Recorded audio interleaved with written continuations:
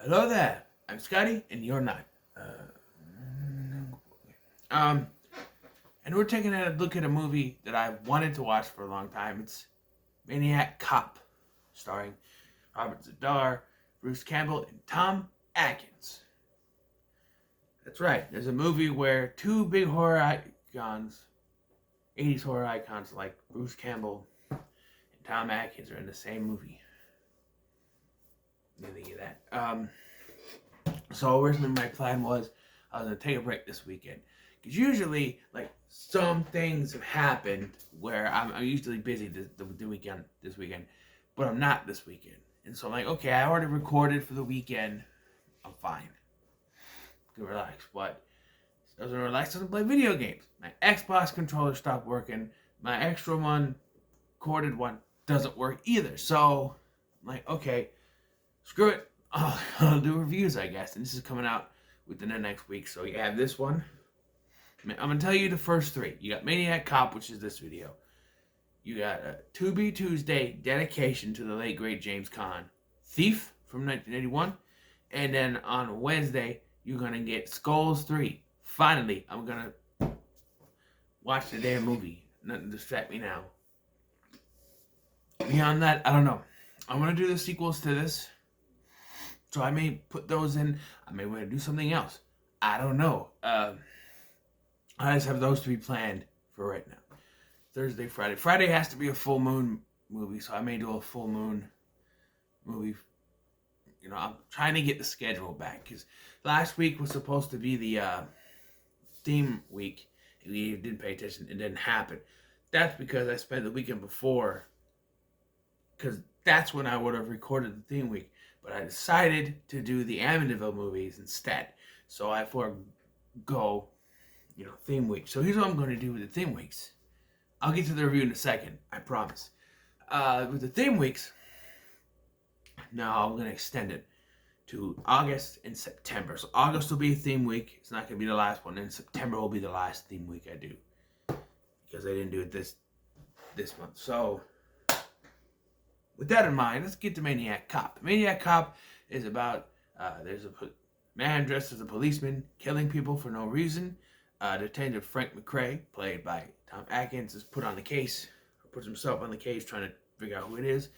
All fingers point to another cop by the name of Jack Forrester, who pleads that he's innocent, and the case might just lead to a dead cop named Matt Cordell. So here we go. This movie starts out, it pulls no punches right away. You get a kill, like someone's walking down the street, this woman or whatever, and then there's a cop,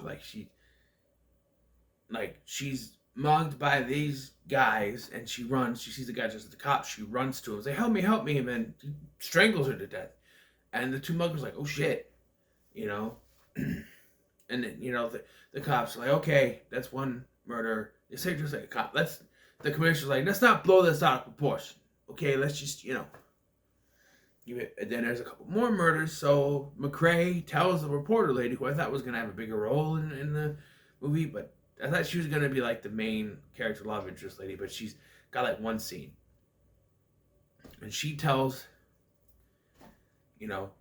she puts it in the paper that someone dressed as a cop, and that is probably, I don't, Richard Roundtree plays the commissioner in this. I don't particularly care for commissioner because most of the cops in it, except for maybe McRae and Forrester and Mallory, because they're all cops, are the smug asshole type characters they give these cops in movies. They think they got their man. They won't listen to anything else, even if you have proof and evidence. They still won't listen to what you have to say because they think this person did it.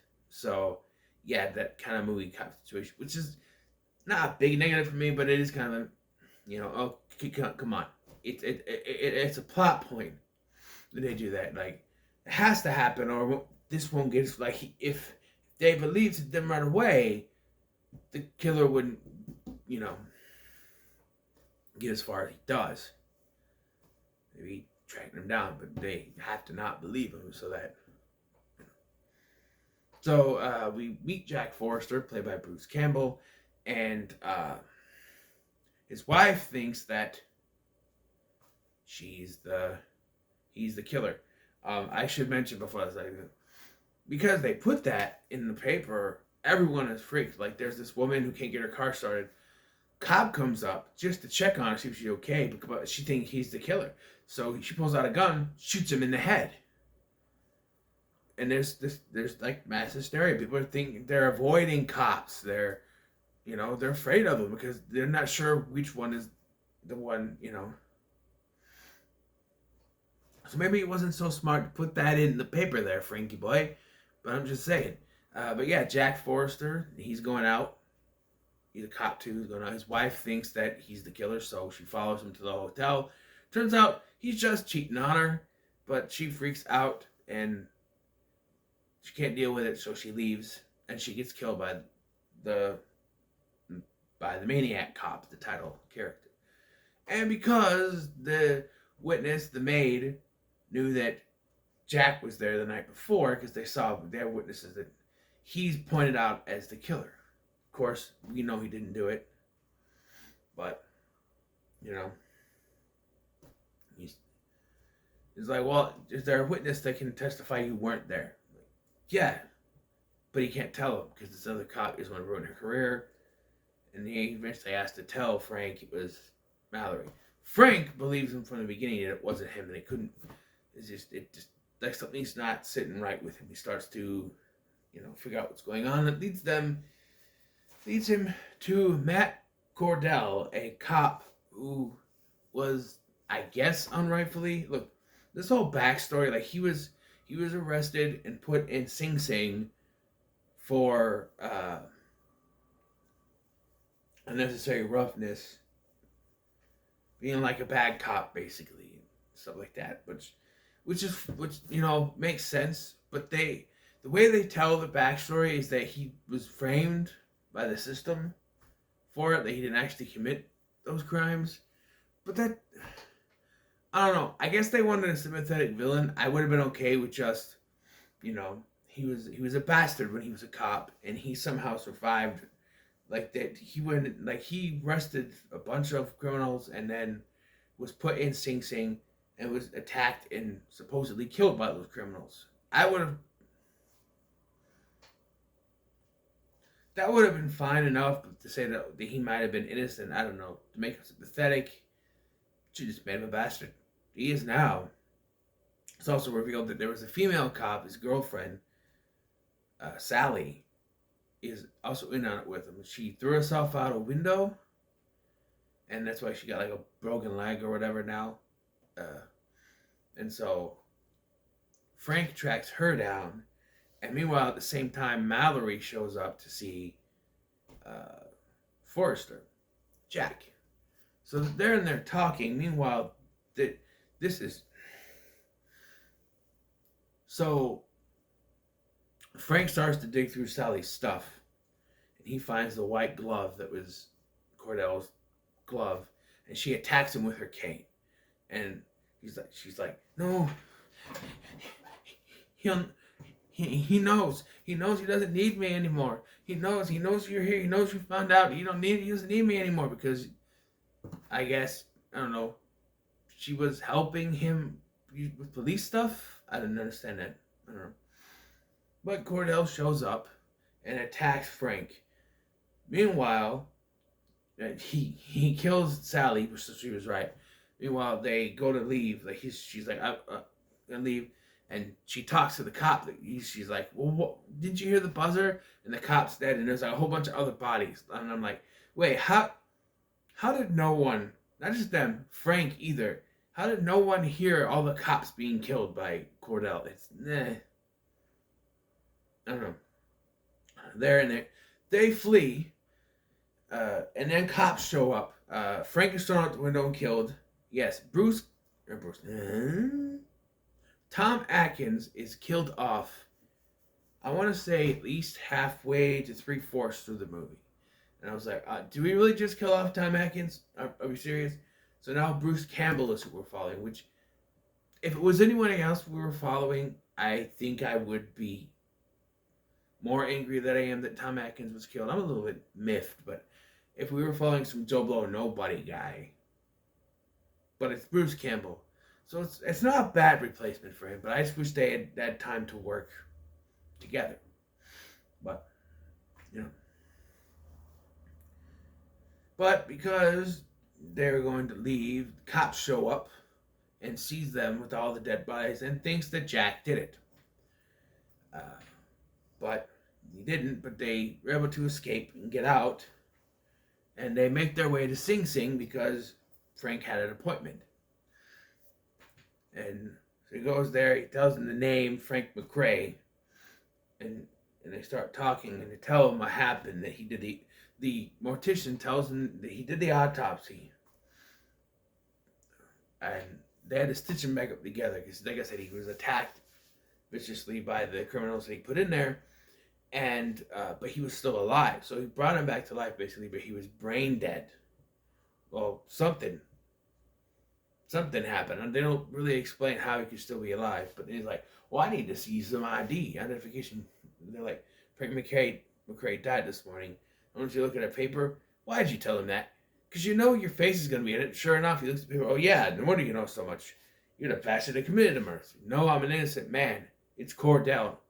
He doesn't believe him. Come on, you gotta, you know. So they leave. I don't remember or not if the mortician dies. I don't think so. They'll make their way back to the city because there's a St. Patrick's Day parade. Apparently. I don't...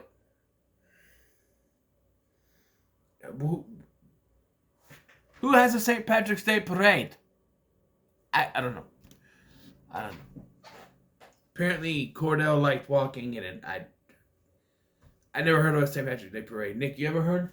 No, I have not. See? However, I've heard of the Nicolas Cage parade, and it's a great fucking parade. Okay, no more talking to Nick Cage for this review. Why the hell not? Ignore him. Anyway, so Jack goes to the parade, I guess, and she goes to talk to the commissioner, Richard Roundtree, Shaft. She tries to tell him what's going on. He doesn't believe her. And then he's like, Frank left a message on my phone last night. I wasn't here, but he left a message. He tried to call me. And, okay. This is the biggest head scratcher. So this message is very vague. And for me, I don't think Frank... Like, it doesn't make sense that Frank would leave such a vague message that could implicate anybody in this situation. So what he says is, I think the culprit is a cop, and he's got a female accomplice who's also another cop. And he doesn't say Cordell or Sally, so that automatically implicates Jack and Mallory.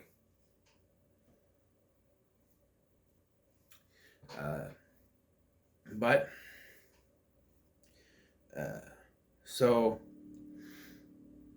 he's like Booker, and so him and the other guy, who's the other guy that was talking to Jack or to Frank earlier on in the film.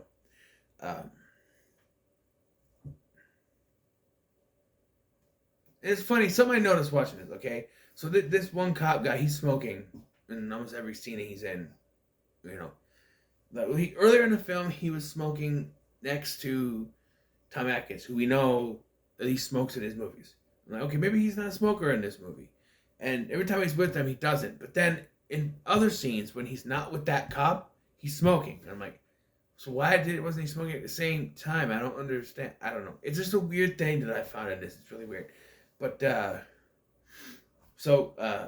Richard Roundtree tells this cop, Booker, and he and the other guy, the other cop dude, I forget his name, go to leave. They're attacked and killed by Cordell. And then the other cop is kind of hitting on her. He's like, well, what are you going to do? He basically wants to have the scoop. And she's like, just arrest me. But then he gets killed. She runs out, meets with Jack, but she gets sidelined with Jack. They're on this truck.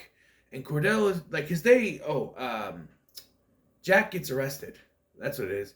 She's chased out by Cordell. There's all this noise. But Jack gets arrested. He keeps saying, "Can't you hear that? Can't you hear that?" And they're like, "No," because cops in movies, they believe they have their man. They're not going to listen to anything else, right? But he's thrown in the back of this truck. Cordell gets the truck.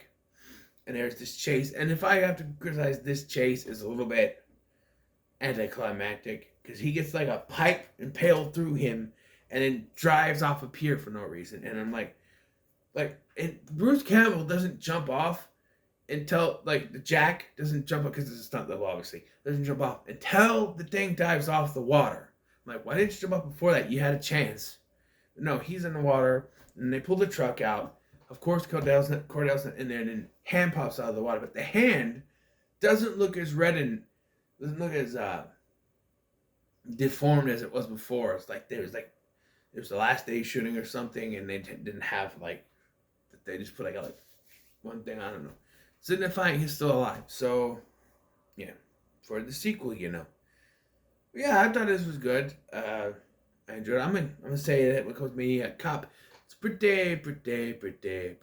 I enjoyed it for the performances of Tom Atkins and Bruce Campbell, and I thought Robert Zadar was good as Maniac Cop. I liked the fact that he didn't talk. He didn't scream. Ah, you got that a couple times, but he did not talk, and I like that. A silent killer, like a Jason Michael. The face. They don't talk. Michael doesn't talk, Rob Zombie. Although that version of Michael Myers did talk after he committed the murders, so I don't know. Yeah, this is pretty good. I'm definitely going to check out the sequels. I know Bruce Campbell comes back in the next one, so I can't wait to see what he does there. But I know Robert Zadar's in all three, so yeah, check those out at some point. But so what are your thoughts on Maniac Cop? Comment below. Make sure to like, share, and subscribe. Thank you for watching. Thank you for watching. I've been Scotty. I'll see you in the next one.